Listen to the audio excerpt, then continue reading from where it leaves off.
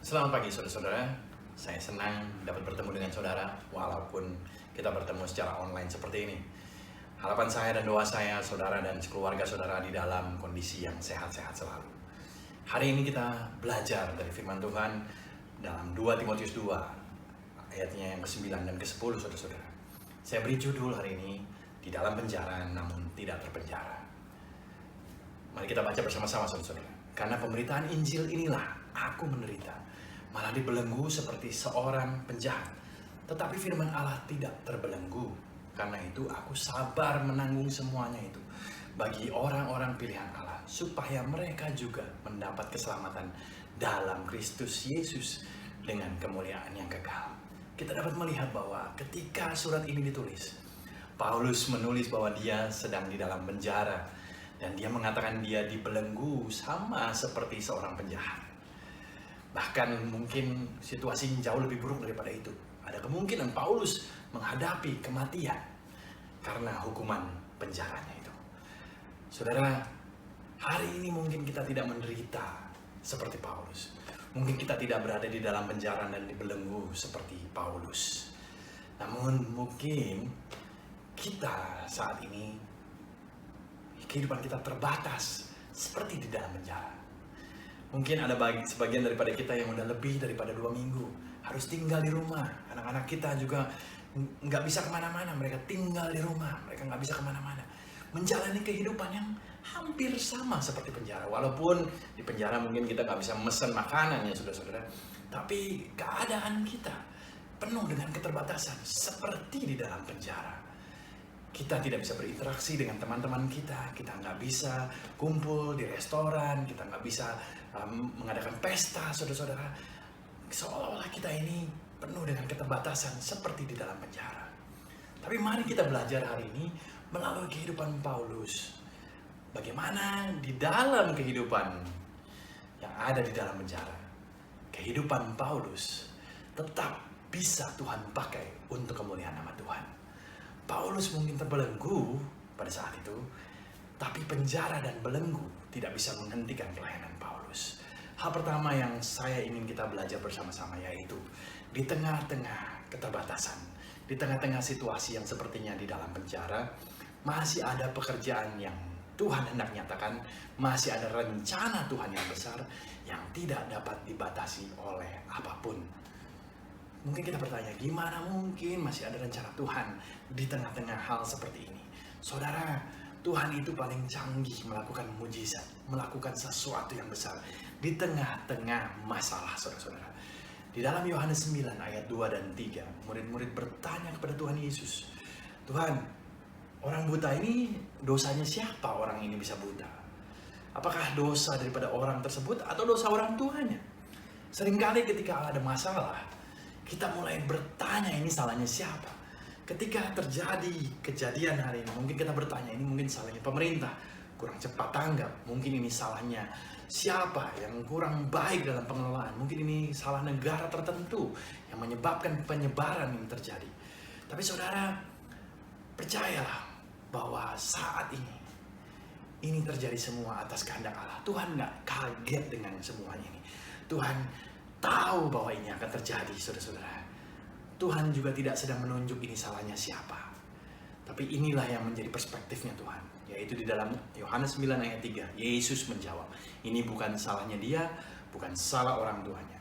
Tetapi karena ada pekerjaan-pekerjaan Allah yang harus dinyatakan di dalam dia. Sekali lagi, ada pekerjaan Allah yang harus dinyatakan. Saudara, mari kita percaya bahwa di dalam situasi yang sulit seperti ini, Tuhan masih hendak melakukan pekerjaan-pekerjaan Allah di tengah-tengah kita. Amin. Paulus mengerti, saudara-saudara, bahwa ada rancangan Tuhan. Walaupun di dalam penjara, tetap masih ada rancangan Tuhan yang lebih besar untuk kehidupan Paulus, saudara-saudara. Di dalam 2 Timotius 2 ayat yang ke-7 dia katakan bahwa perhatikan apa yang kukatakan. Tuhan akan memberi kepadamu pengertian dalam segala sesuatu. Hari ini pun Tuhan hendak memberikan kita pengertian tentang segala sesuatu, tentang apa yang terjadi saat ini.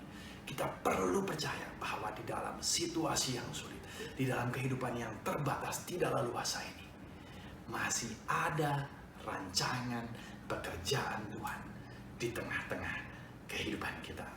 Paulus mengatakan di dalam keseluruhan ayat ke-9 dikatakan dia menderita karena pemberitaan Injil, dia dibelenggu seperti seorang penjahat. Tetapi dikatakan firman Allah tidak terbelenggu. Orang Roma mungkin bisa menahan Paulus, tetapi tidak ada seorang pun yang dapat menahan, membendung penyebaran firman Tuhan melalui kehidupan Paulus.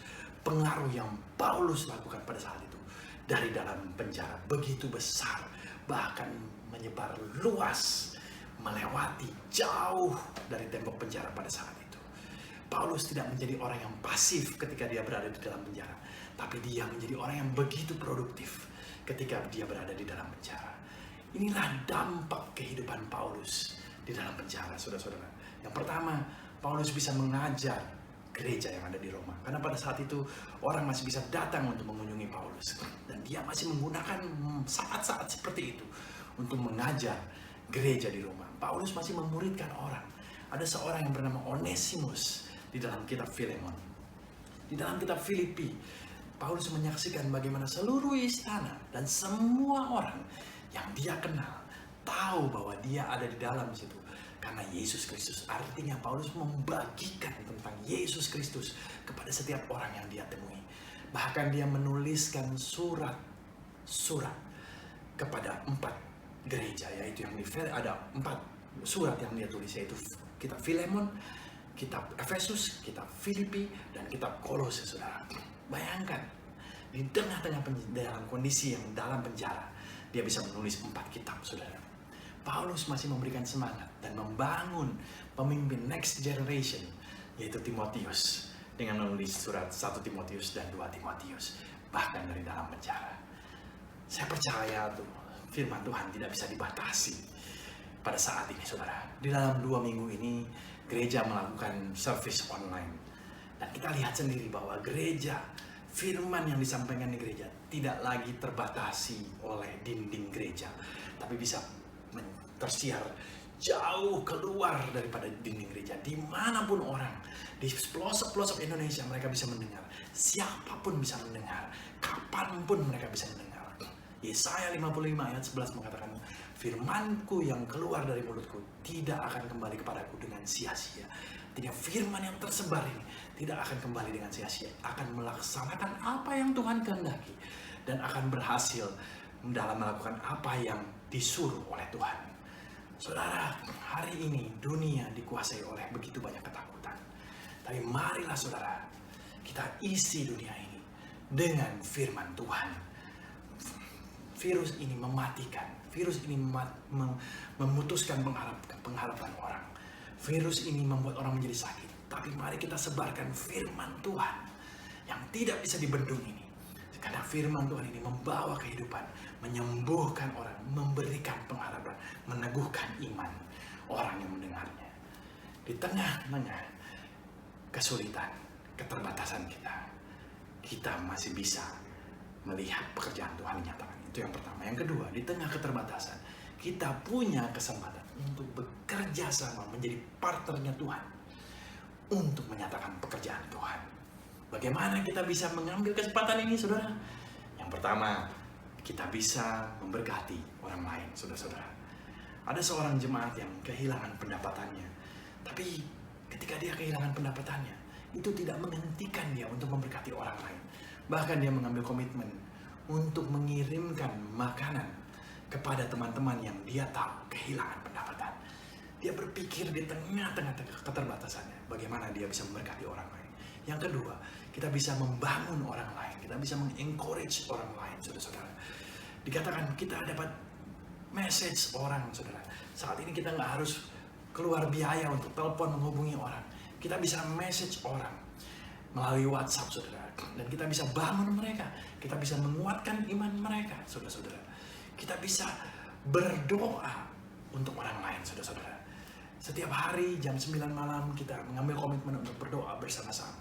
Bahkan setiap hari Kamis, Jumat, kita sebagai gereja bersama-sama berdoa. Bukan hanya gereja yang ada di Jakarta, tetapi juga gereja yang ada di seluruh Indonesia.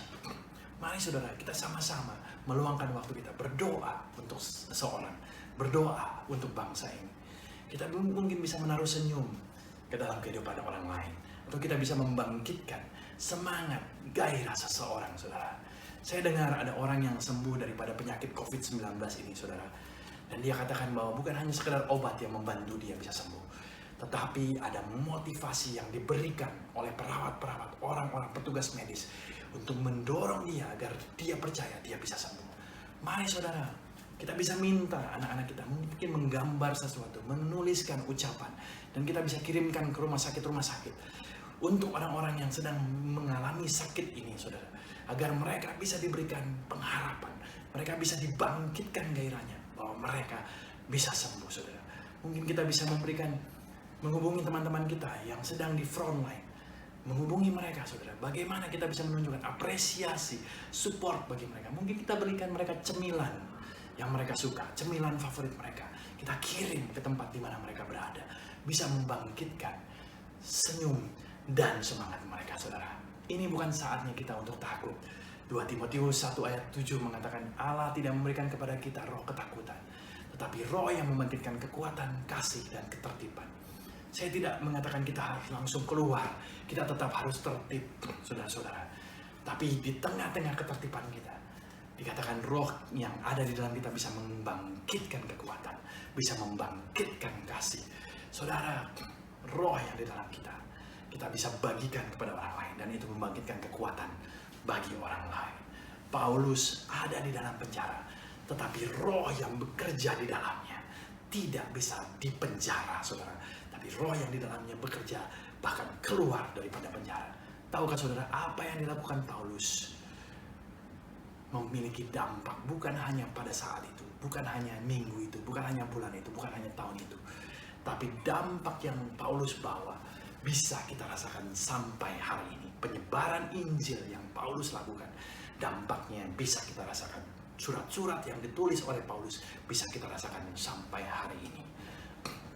Dan kemudian Paulus mengatakan bahwa dia bisa sabar melewati masa-masa ini karena dia mengingat orang-orang pilihan, yaitu mereka yang akan mendapatkan keselamatan di dalam Yesus Kristus.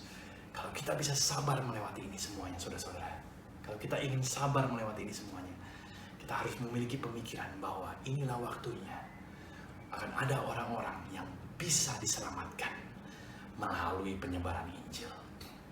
Saudara, Amsal 9 ayat yang 18, Amsal 4 ayat yang 18 mengatakan bahwa jalan orang benar adalah seperti terbitnya matahari, makin lama makin terang, sampai akhirnya menjadi terang benderang. Ingat saudara, kita ini terang dunia. Kehidupan kita seharusnya semakin lama semakin terang, sampai akhirnya terang benderang. Di tengah-tengah kegelapan, ketakutan seperti ini, disinilah waktunya anak-anak Tuhan berdiri semakin terang dan semakin terang. Kita tidak dipanggil untuk menjadi padam di tengah-tengah kegelapan.